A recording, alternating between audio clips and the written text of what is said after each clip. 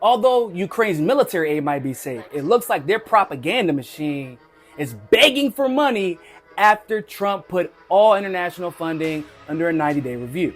You might not have known this, but 90% of all media outlets in Ukraine pushing the propaganda that the Ukraine dictatorship wants them to push have been funded by your tax dollars.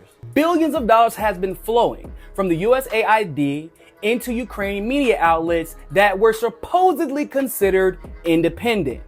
And obviously the purpose of those media outlets is to push anti-Russia propaganda and to build morale and support for the current war going on between Russia and Ukraine.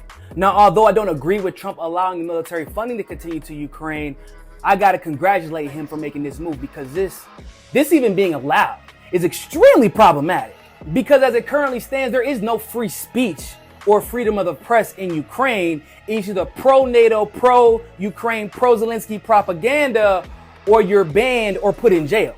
And the US is funding this propaganda effort directly, but are not revealing their intentions, because in none of those State Department press briefings have they said they have been directly funding media to push the propaganda of the United States in Ukraine. And the United States would have you believe that they only support governments in efforts that advocate for democracy.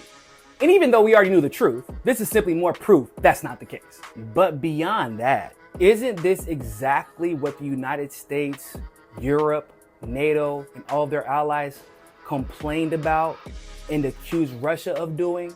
They were pretending as if Russia was going around secretly funding these projects in order to push their own personal propaganda, when Russia never did that. They literally just had a show called Russia Today, where they told the news, gave analysis, and did all of the things CNN, MSNBC, and other news outlets do, except without all the propaganda.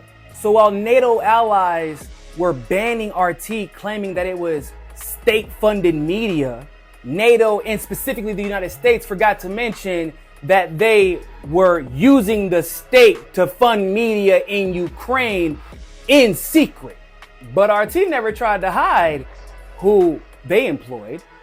So if the US's intentions were just, why would they try to hide who they're funding? Maybe it's because the United States and NATO are full of shit, and they want to convince you that any support coming out of Ukraine is genuine and not just more US propaganda.